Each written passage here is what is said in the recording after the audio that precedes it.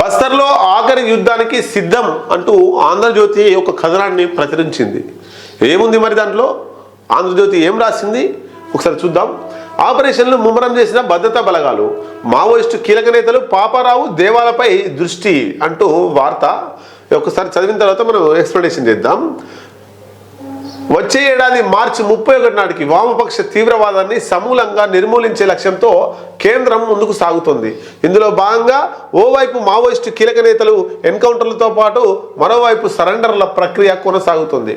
గత నెలలో Maoist top commander హిడ్మాను encounter చేసిన భద్రతా బలగాలు ఇప్పుడు పాపారావు అలియాస్ మొంగు బర్సదేవా అనే మరో 2 కీలక నేతలపై దృష్టి సారించాయి.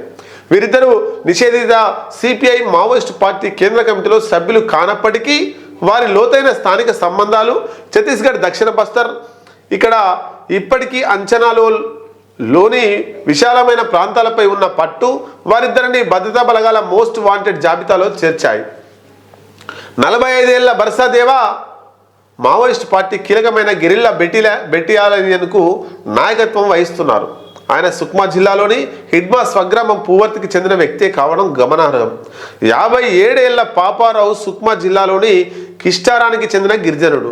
వీరిద్దరు మావోయిస్టులు ప్రధాన కేంద్రమైన దక్షిణ బస్తర్కు ఇన్ఛార్జీలుగా ఉన్నారు. బర్సాదేవా నేతృత్వంలోని the people's liberation guerrilla army PLGA battalion ఒక్కటే ఇంకా క్రియాశీలకంగా ఉందని బస్తర్ ఐజీ PG సుందర్రాజ్ వెల్లడించారు. భద్రతా బలగాలు ఇప్పుడు పాపారావు దేవాలను గుర్తించేందుకు ఆపరేషన్లను ముమ్మరం చేసినాయి. యుద్ధ భూమి బస్తర్ 2025 డిసెంబర్ 9 వరకు బస్తర్లో 96 ఎన్కౌంటర్లు ఘటనలు జరిగాయి. వీటిలో 252 మంది మావోయిస్టులు మరణించగా 23 మంది భద్రతా సిబ్బంది చనిపోయారు. బస్తర్ రీజియన్ ఏళ్లుగా ఎంతటి యుద్ధ భూమిగా కొనసాగిందో దీన్ని బట్టి అర్థం చేసుకోవచ్చు. భద్రతా బలగాల ఎన్కౌంటర్లో చనిపోయిన వారిలో CPI Maoist chief Nambala Keshavarao alias బసవరాజుతో పాటు మరో 3 కేంద్ర కమిటీ సభ్యులు కూడా ఉన్నారు. కాగా ఇదే సమయంలో పోలీస్ ఇన్ఫార్మర్ల నెపంతో ఈ ఏడాదిలో మావోయిస్టులు 46 మంది పౌరులను చంపేశారు. దేశంలో మావోయిస్టు ప్రభావిత జిల్లాల సంఖ్య గణనీయంగా తగ్గుతుంది. 2014లో 126 మావోయిస్టు ప్రభావిత జిల్లాలు ఉండగా ఈ ఏడాది ఆ సంఖ్య 11కు పడిపోయింది.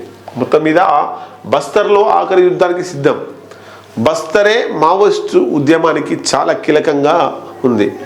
మరి ఆ బస్తర్లో 2 కీలకంగా మారారు. Maoist most wanted Maoist Hidma మరణించిన తర్వాత ఒకరు బర్సిదేవా. ఈ బర్సిదేవా అంటే ఆయన కూడా హిడ్మా గ్రామానికి సంబంధించినటువంటి వ్యక్తి. పువర్తి ఏదైతే ఉందో ఆ గ్రామానికి సంబంధించినటువంటి వ్యక్తే హిడ్మా సహచరుడే. కాబట్టి హిడ్మా స్టైల్లోనే దాడులు ఉంటాయి, హిడ్మా స్టైల్లోనే తన పోకడ ఉంటుంది అని అనుకోవచ్చు మనం. ఆయన ఒకరు, తర్వాత పాపారావు అలియాస్ మొంగు, ఈ 2 కూడా ఈ బస్తర్ అడవులు ఏవైతే ఉన్నాయో దాంట్లో ఉన్నటువంటి అడవులు, దారులు, ఆ రూట్ మ్యాప్ అంతా కూడా వాళ్ళకి తెలుసు. కాబట్టి వాళ్ళను కూడా కేంద్ర కమిటీ సభ్యులు కాదు వీళ్ళిద్దరూ, అయినా వాళ్ళను మోస్ట్ వాంటెడ్ లిస్ట్లో పెట్టిరట. ఏదేమైనా యుద్ధ భూమి మావోయిస్టులకు గుండెకాయ లాంటి బస్తరు కూడా కోల్పోతున్నారు వాళ్ళు.